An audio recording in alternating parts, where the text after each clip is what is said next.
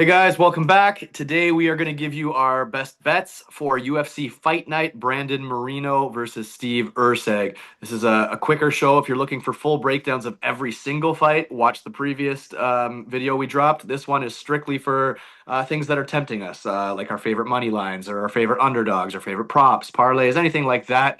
This is a much quicker video. We just get right to the point. So let's get right to it. Let's start with the money lines. For this particular card, for me at least, I mean, fight nights, I don't go crazy like I do on pay-per-view cards. When I'm looking at the money lines, they've all moved. So it's almost like you've missed the boat at this point. I mean, you got Emmers at minus 400. It feels like that's too late. I mean, I think he's a safe parlayable pick, but minus 400, I mean, on Emmers, someone that the judges don't like, it's a little scary. You got Lupi Godinez minus 250. She was minus 170. I still think there is some value there, but she's a frustrating fighter, man. And women's MMA fights can be close fights. And you know what happens in close fights? You could get a dicey decision, but I do still feel like I expected the odds to be wider on her. I still like Edgar Charez big time. He's actually probably my favorite fighter on the card here, or one of my like high confidence picks or whatever. So I still like him at minus 250. And then obviously we talked about Gastelum. I think it's too late. The plus 400 was tempting. At plus 250, I don't love him so much anymore. What money lines do you like? The C Rod at minus 160 still looks pretty good if you think he's going to win. He's probably going to drop round one, but he always comes back strong. So that Ronaldo at minus 150, that's not too bad, but I'm finding myself a little bit shaky on that pick because I think Borges has some value on him because he is a pretty good striker. His durability is the only thing that is holding me back. And I like Brian Moreno. I think Moreno should win easily. And Easily.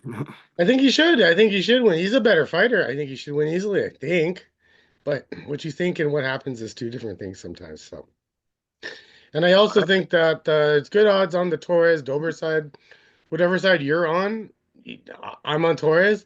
That line will flip flop. So if you can get plus money at any point on one side of that fight, then I think that's your bet right there. So underdogs, Gastelum, like you said. I think there's some value on Borges. I still think Rodriguez is the more well-rounded fighter, but if this is stuck in a kickboxing match, I don't know. And two bigger dogs that if some people might like, I mean, Pichel has a chance because Garcia is known to gas a little bit, and we're above sea level by a lot.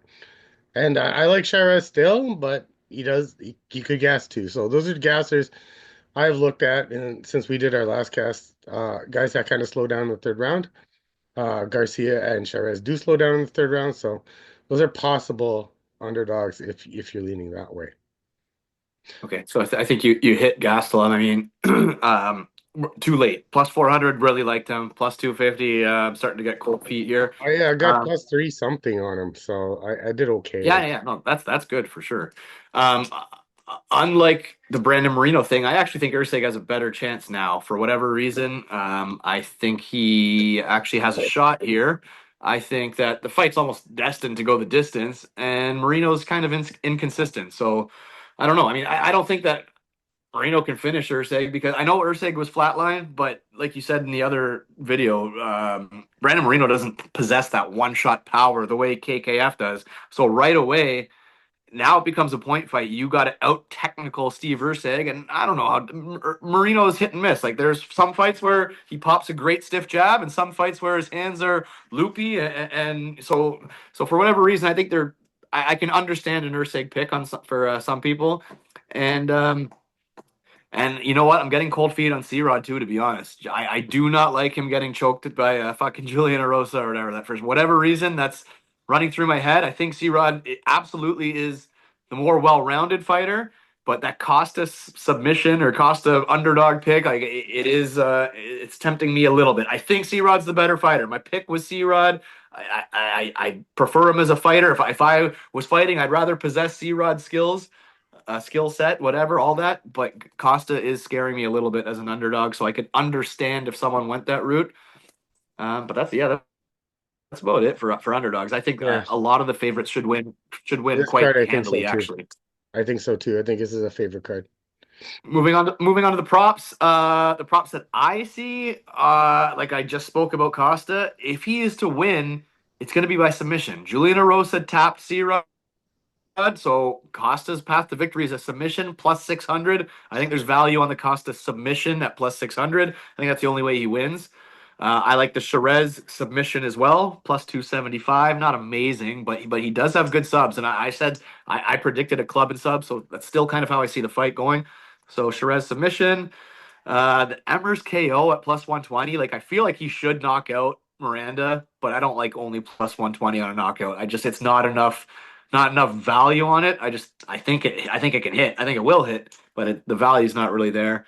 The Piper submission at plus 333. I know we are all talking up Gastelum, and I still think that is the value money line. On the money line side, the pick is Gastelum, but I think the way Gastelum loses is submission.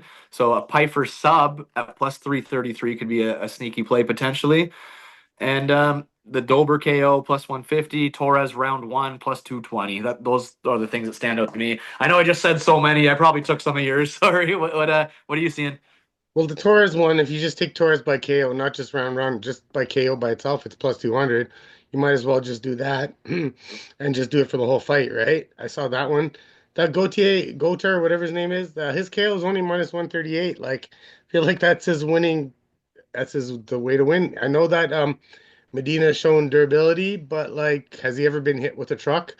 This guy hits like a truck. He's from Cameroon. Those guys hit like trucks, right? So, I think there's still little value at minus 138 on a guy that's like so KO heavy, you know what I mean? Um, I don't see any to C-Rod decision is plus 137. Um, I like that Rodriguez inside the distance. The other Rodriguez, Ronaldo Rodriguez inside the distance plus 210. Borges, I feel the way this fight goes, if it goes a distance and it stays kickboxing range, that Borges has a chance to win a decision in this. But so I feel like Rodriguez is the more well-rounded guy, and Borges has shown some slight durability issues, and I think he can get tapped in the spot. But you don't want to get the tap without the KO just in case something happens, right? So the Gastelum decision is still about plus 450. I still like that.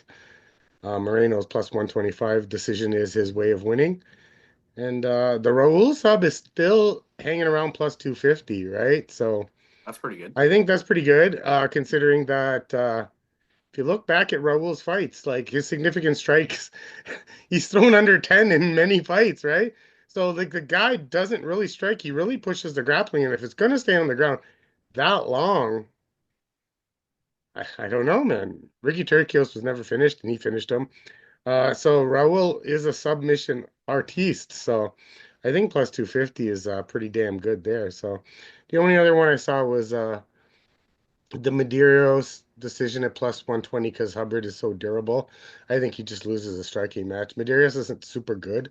I told someone that they said we missed that fight, so I feel like we should just go right into a quick breakdown before we end this. I think Medeiros is the fresher, younger fighter in this fight. He's got more range. He's got better strikes. He's got overall better game. Um, he can get taken down. He kind of slows down as fights goes. But what does Hubbard really? Hubbard waits for guys to kind of gas out and then just takes fights over, right? Just a well-rounded guy. Well-rounded guy, Like but not like like a grind. Yeah, he's nothing special. He's not great he's at a anything. grinder. But I feel like he just can't. This guy's too young to grind. Like he would grind like Mark Madsen, right? Win that third round and still lose the fight because he's so far behind. You can bring up that Figlak fight where Figlak definitely won the first round and he grinded him out for the other two rounds, right? So Hubbard waits for this guy. So I just don't think Medeiros is that old or that cardio driven because he is at the lab, right? So I mean that's above sea level. That's a good place to train, man. So I don't think his cardio is that bad that he's gonna fall off a cliff or anything like that. So I just think Medeiros is a fresher, younger fighter with the better variety and probably stays off the ground. And Austin Hubbard really doesn't have that great control on the ground either. So I do feel like he's durable enough to lose a decision. So Medeiros by Yeah, decision, I like. 100%. That fight's going the distance. Yeah. I agree. Hubbard loses a decision. Mhm. Onto the parlays. Like I said, fight night card. I don't go crazy, or I don't go crazy on. Well, I shouldn't class all fight night cards in it, but this one particularly, because it is favorite heavy.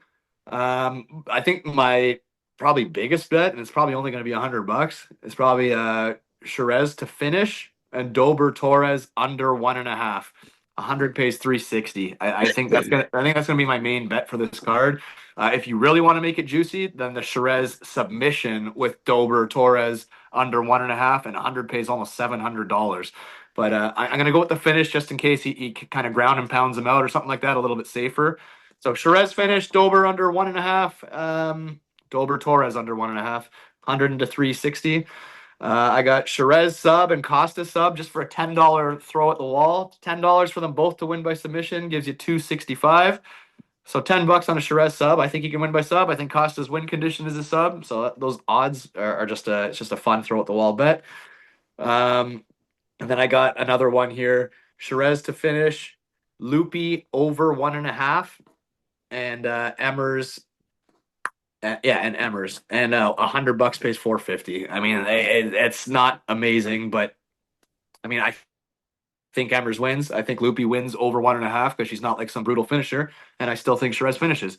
So those are the props that I'm looking at, or sorry, the parlays that I'm looking at. I'm not parlay heavy on this card. What do you think? I'm not parlay heavy on this card. I played one earlier because I knew the odds would shift pretty hard. I got half at about minus 300. I got Shiraz at minus like 200, 225. I got Raul at something like under 250, and I got Moreno at about 200, and I parlayed that for $50. So pays just over almost 250, 300. I mean, I took a bunch of guys that Yeah, I thought okay, good favorites. good favorites that I thought had good paths to victory. And other than that, I might seeing how the earlier fights go. I was thinking about doing a C Rod Moreno parlay, or I really like the Rosa sub, and I was gonna mix it with either the Medeiros decision prop or the Moreno decision prop, one of the two. I don't know. I'm not really cool about doing the first fight too much on these things. So No. I'm probably gonna do a Raul sub with the Moreno decision, just because I like to put my money onto the main part of the card. So I mean, it didn't work out last weekend where you bet on all the hometown fighters, but more often than not, it does. So you could even make a like a Mexican parlay. I'm sure there's enough winners in there that you could throw something together. Again, there's didn't double work out last Mexican weekend in with the that UK fucking fighters, but Shiraz and Vergara are both Mexican, right? So it's okay. Um, there you have it, guys. And I just want to address, I think there were some comments coming at us kind of about the Gastelum pick. Like, guys, there's picks, there's bets. Like, we're just saying if you're going to bet that fight, if the odds are that wide, the value was on Gastelum. Obviously, it's shifted, which means people felt the same because the line went from a plus 400 to a plus 250. Now, not so tempting. You noticed he's not in any parlays. It's just sometimes the value that's the side. But don't go crazy on Kelvin Gastelum and say you guys told me Gastelum. Just the value is on his side. That's how we felt. We shouldn't need to explain that to you, but No, it's just like when picking underdogs. Like last week, I picked a bunch of dogs because the lines seemed like they were off, right? Lines are large this week, but I have less dogs because I think some of these lines are a little bit warranted. You kind of like look at the underdog and see how many paths to victory they do have, right? And like you look at the underdogs here, what are their grinding? Um, one punt, like there's like Chris Duncan, take as an example from last week. There was multiple paths to victory for Chris Duncan to win that fight, right? Multiple paths to victory. I thought he was the better wrestler. I thought he had an equal submission game. I actually thought he had more power in the hands as well, right? So I don't see that in some of the bigger like take a Vince Pichel and Rafa. I mean, Rafa, the gas tank might be the only issue. Vince is durable, and what else could you say? Like, I don't know, right? So that's the way I break down big underdogs, right? So yep, yeah. All right, guys, there you have it. Drop us a comment. Let us know if there's some sneaky props that we missed. I'm sure we did. So if there's a sneaky prop that you're liking, throw it in the comment section. Like sometimes I take your guys' bets. Absolutely. There's always some good comments out there. I appreciate them. And hey, we're all in this together. We're all looking to beat the books. So if you see something that we can all win on, let's do it. Like, subscribe as always. We appreciate it, and we'll see you for the next one.